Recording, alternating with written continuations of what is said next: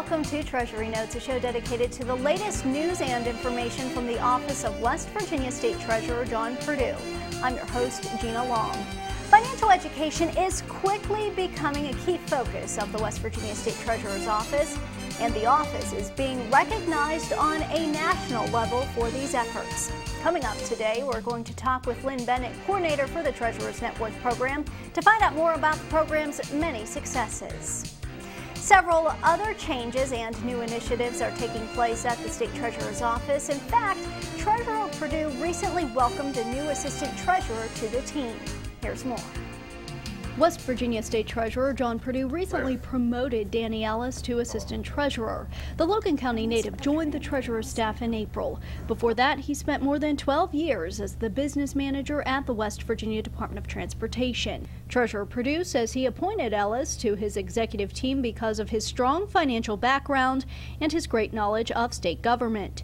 Ellis says he's excited to take on the new role. Recently, the opportunity presented itself to actually to give some real serious consideration to the move, and I certainly did. And having known the treasurer, like I said, for a good number of years, and knowing a little bit of the background of the treasurer's office, and also doing a little research of my own about the staff that he currently has, and certainly helped me make up my mind to make the decision to come to work with the treasurer's office. Before his time with the DOT, Ellis served 11 years as the Logan County Administrator.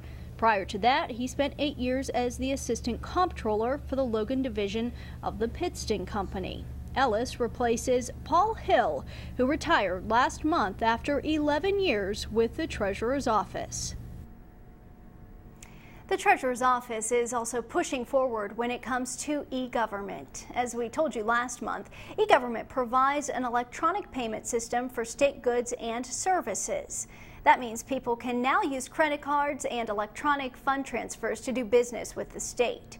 E-government did more than $200 million in business during the 2009-2010 fiscal year, which is a milestone for the program. This summer, the Treasurer's office is working to educate all West Virginians about the functions of the Treasurer's office through local fairs and festivals. You can check out our website at www.wvtreasury.com for a complete calendar of events. Also, feel free to visit our informational booth at this year's State Fair of West Virginia in Greenbrier County. The fair runs from August 13th to the 21st. If you're at the State Fair this year, please stop by our booth to check out important information on our Smart 529 College Savings Program. You can also find out if you have unclaimed property that's waiting for you. And we'll also have new games and prizes this year, so be sure to stop by. In other news, the NetWorth financial education curriculum is now up for its second national award. Treasurer Perdue says he's very proud of that accomplishment. Coming up, we'll talk with the coordinator of the program to explain more about how it works and why it's quickly becoming a national model for financial education. We'll be right back. Stay with us. We find all kinds of items, and that becomes unclaimed property, and it mounts into millions of dollars. It could be stock, it could be CDs, but it could also be a diamond ring or a gold watch of your dad's. We returned over $50 million to the people of West Virginia. I'm proud of that. You can go on our website, you can look at the names and see if your name's on there or someone that you recognize. We set the standards in the nation in returning unclaimed property.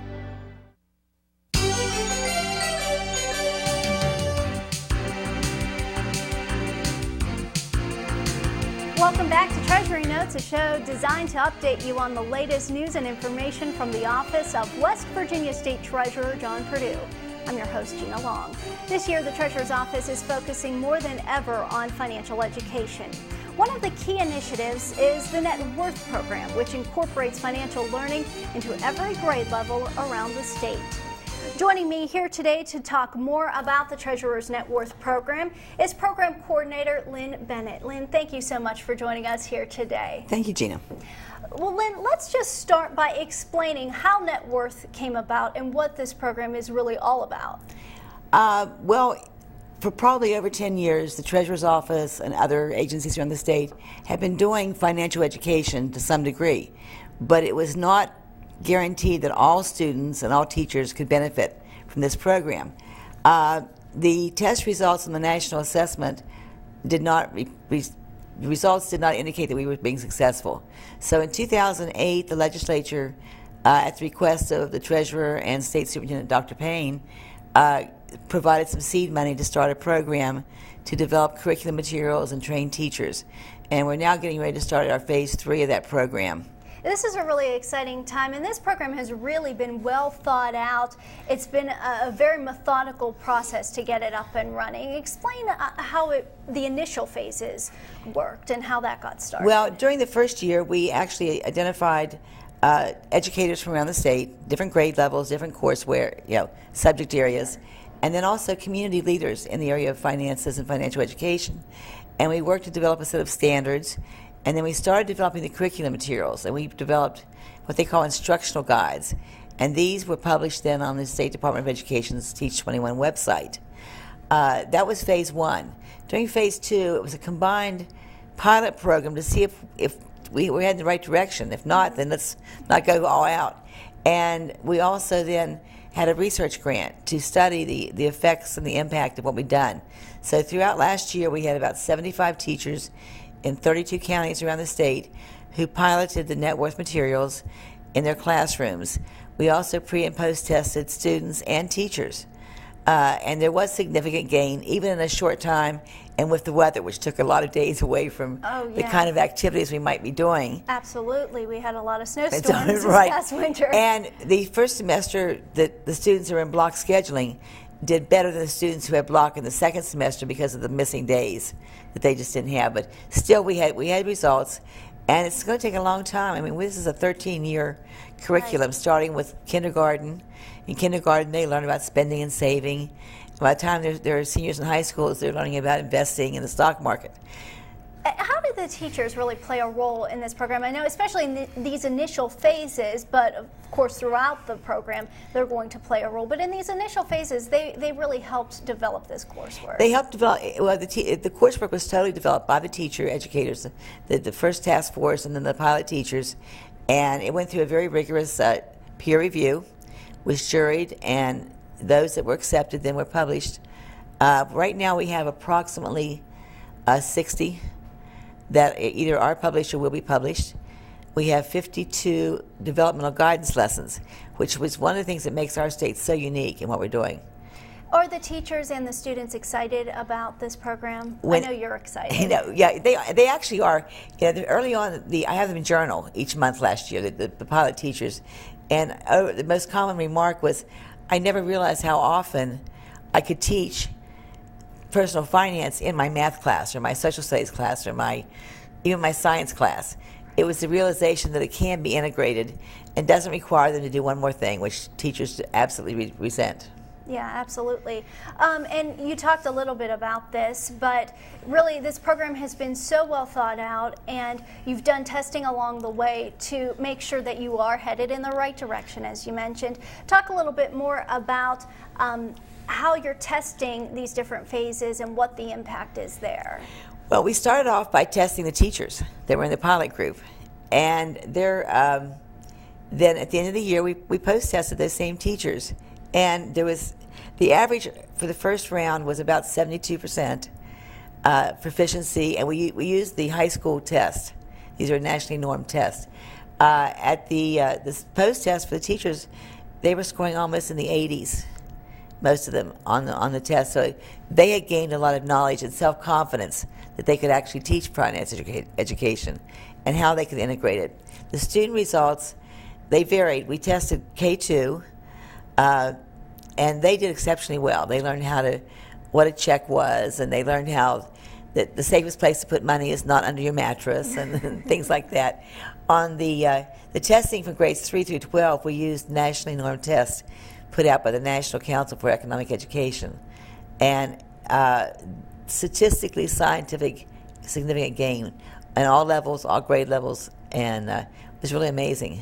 So this testing is really proving the point that this works. That it works. It's proving the point, and like I said, we had committed to doing a really high-level research project through the funding from the council. And so we were able to document that you can integrate this in to the regular courseware, and students do gain personal finance skills and knowledge. And I think that's one of the big keys of this program is it's an integrated program. You're integrating it into current curriculum. It's not a totally separate subject for these students. Right, and well, that is a secret. And there are only 20 states in the country that have any kind of legislation that requires personal finance.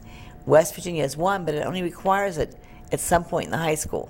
Right. We know that we have to start very, very early to build these kind of skills and values into kids about money and what it means. So it's part of the math class in kindergarten. It's part of the history class in 4th grade. It can be integrated, and it says, students used to, and I was a former teacher, so students would say, why do I have to know this? Or how am I ever going to use this stuff? Well, we're showing them. We're applying that math to something in the real world. We're applying it to checking accounts. We're applying it to investing. We're applying it into income taxes and understanding all of those things. And it's like, oh, now I need to know this.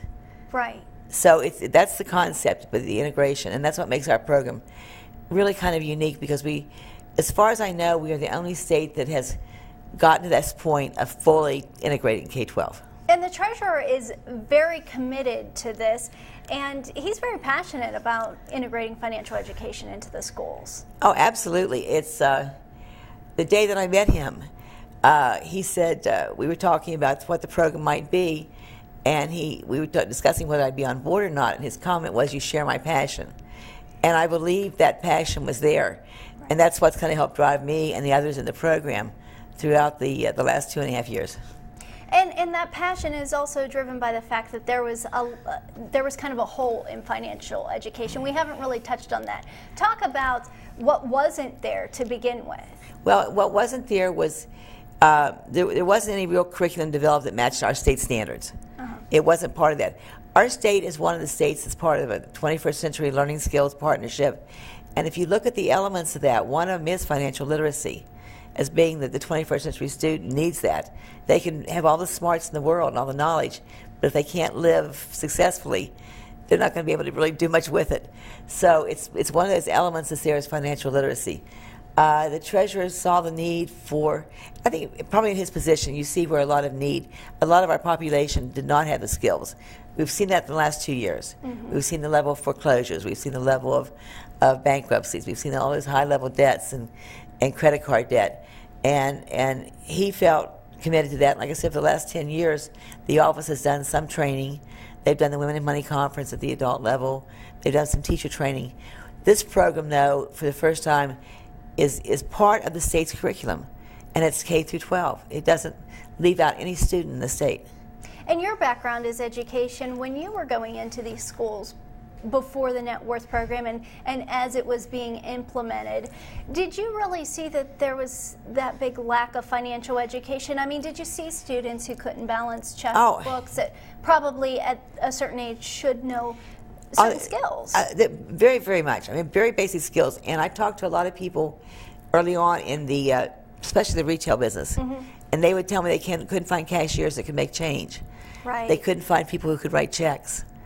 A real lack of that. And the other thing, of course, is the high debt. Even those kids who were college-bound would go to college, and they would end up walking away from college with $20,000, $25,000 in credit card debt.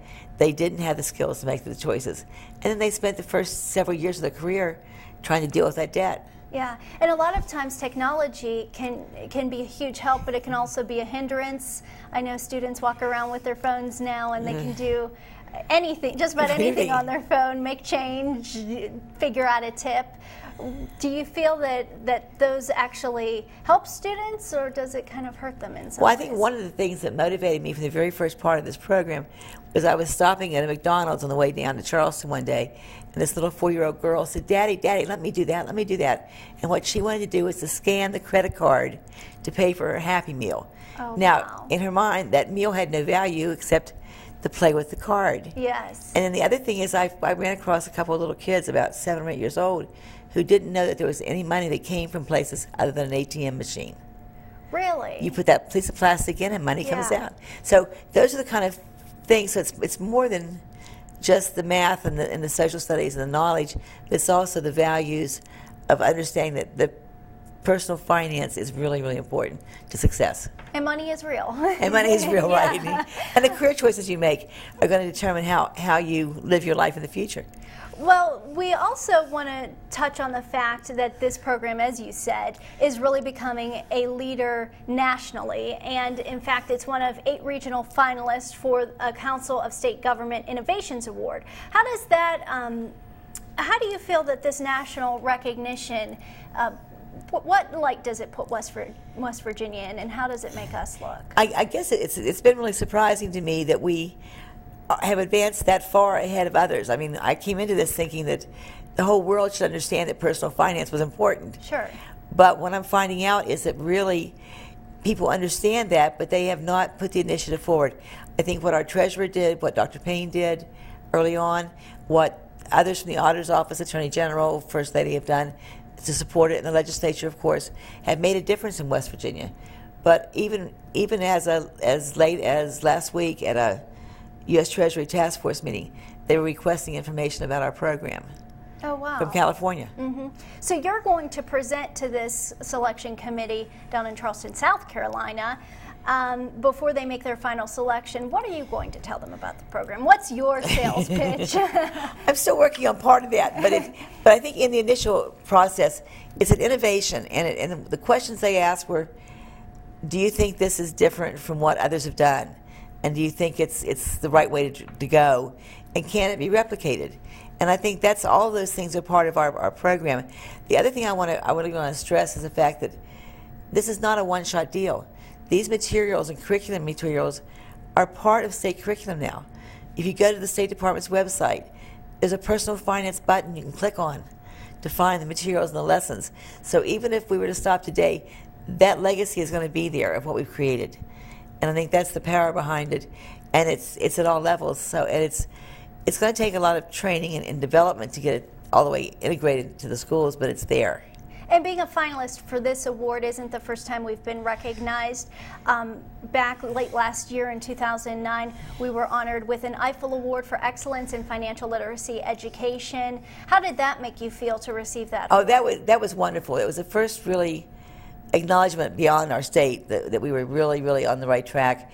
And there were people there from China, from other parts of the world, from around the country, and had a lot of chance to talk to them after the awards, and they heard what we were doing. And it just sort of boosted it and said, gee, you're doing a great job there, keep going. So it was a real plus in that direction. So there was a lot of positive feedback. Oh, absolutely. At this conference. And I think a lot of the national leaders in finance are recognizing this program as one of the top-notch programs out there. I think it's getting that kind of recognition. We hope to keep going and let people know that we're really, really working at it. We've had the advantage of the cooperation of so many partners. That's one of the things that NetWorth is. It's an umbrella.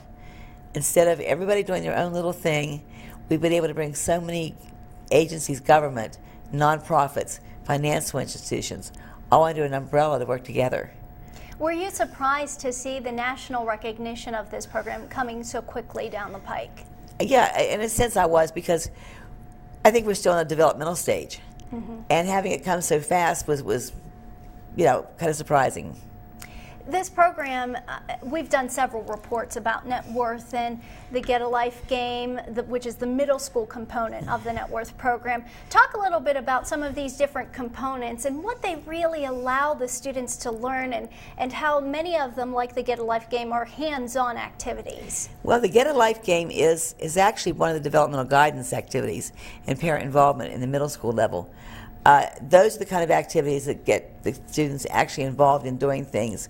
And the realization that money makes a difference, that there are decisions to be made.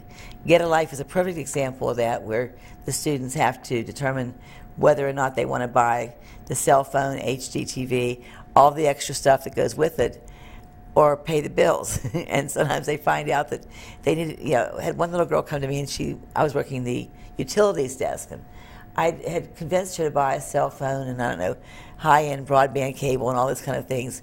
And she was totaled up, and she didn't have enough money for all that. And she looked at me and she goes, I better go to college. And she went back and got a new career that paid a lot more money. When she came back to me then, I thought I could still sell her all this stuff. Sure. She said, no, I think I want to save some money now. So in that 1 hour, right, there was a lesson, something that struck with her. At the elementary level, we're talking very basically about parents and students working together, some activities to understand money. Part of it is in the curriculum, part of it's in the guidance part. At the high school level, one of the examples is an activity called Super Senior, Super Expensive Year. And it involves a parent and a student and juniors in high school sitting down and looking at the actual cost of the senior year in high school, which is phenomenal in some cases, right, and developing a budget and then how it's going to be paid for. That's got to be a huge awakening for a lot of students and their parents, probably. Right, and they don't realize how much they're spending. Right, and so it's and so at the end of the activity it says, and who's going to pay for this? So then it comes to the realization that maybe I need to work this summer, maybe I'll go see Grandma and see if she'll help. Right, the funds. Just the idea that life is expensive, it doesn't all come free. Yeah, and that's my other question to you is how are these students reacting? How are the parents reacting to this type of program? I really haven't had a lot of parents' feedback, some, but the students are real excited. I mean, like I said, we did, each of my 75 teachers journaled each month and gave a reflection of what was happening in their classroom. And we got some really, really nice comments and responses back. And then watching the kids in some of these activities like Get a Life, they are just so engaged and in doing these things, and they love it. And it's because it's something real.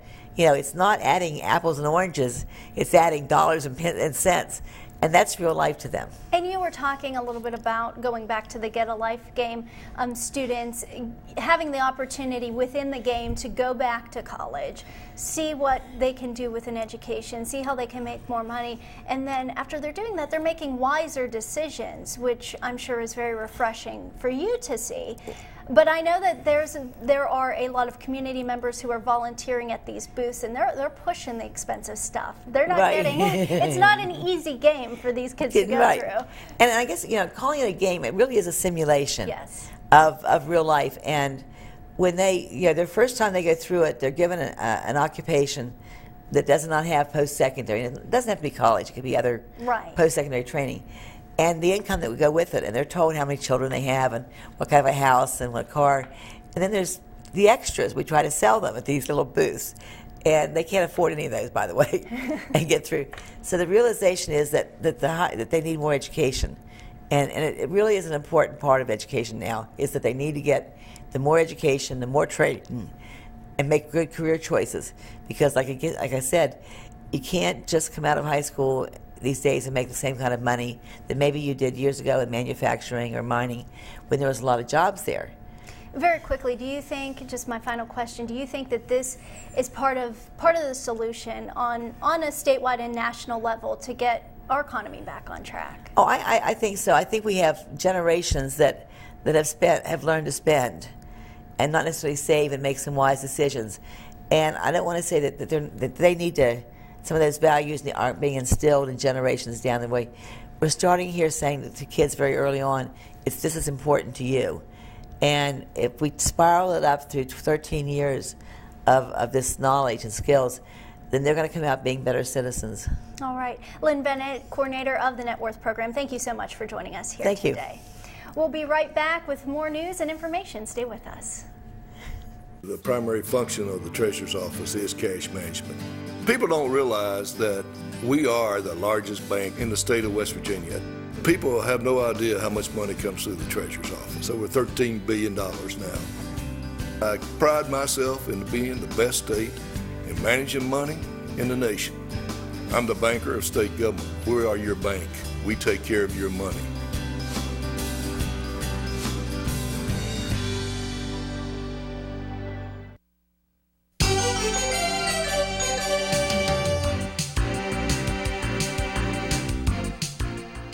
Welcome back to Treasury Notes. I'm your host, Gina Long. From the capital market to building improvements, this summer is already proving to be a busy one here at the state capitol. Greg Stone has more in this report. A typical summer day at the state capitol can offer a cornucopia of sights and sounds if one is willing to look and listen. Just grab a bag. On this Wednesday, Capitol Market at the Capitol made a visit, allowing employees and vendors to buy a selection of products. In the center courtyard, the soothing center fountain provided the backdrop as employees had lunch. Elsewhere, workers continued pressure washing the limestone of the Capitol and applying sealant around individual blocks. A close view of already pressure-washed limestone shows the effort has been a success.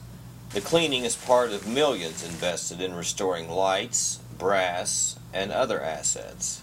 Indeed, our state's capitol contains more adventure than meets the eye. All right, thanks to Greg Stone for that report.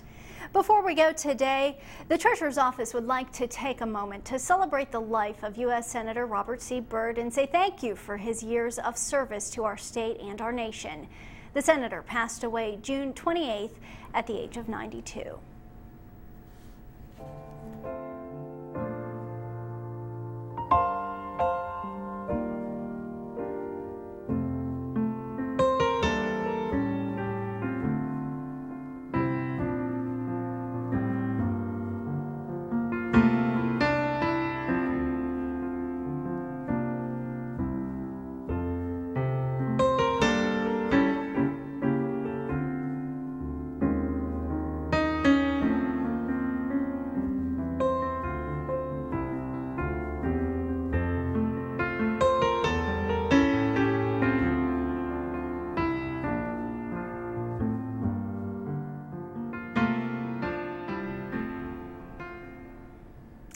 Again, a big thank you to Senator Robert C. Byrd.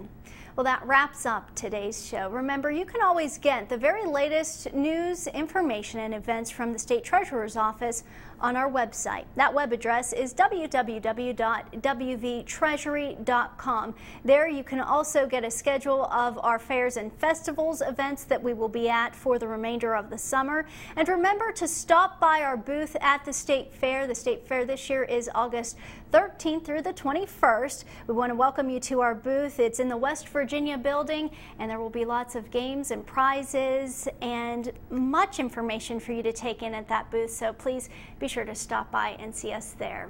I want to thank NetWorth coordinator Lynn Bennett for joining us here today. I also want to thank Jason Philibon, Eric Tolbert, and Greg Stone for their contributions to today's show. And thanks to the West Virginia Library Commission for technical direction, keeping you informed on the Library Television Network. I'm Gina Long with the West Virginia State Treasurer's Office. Thanks for joining us.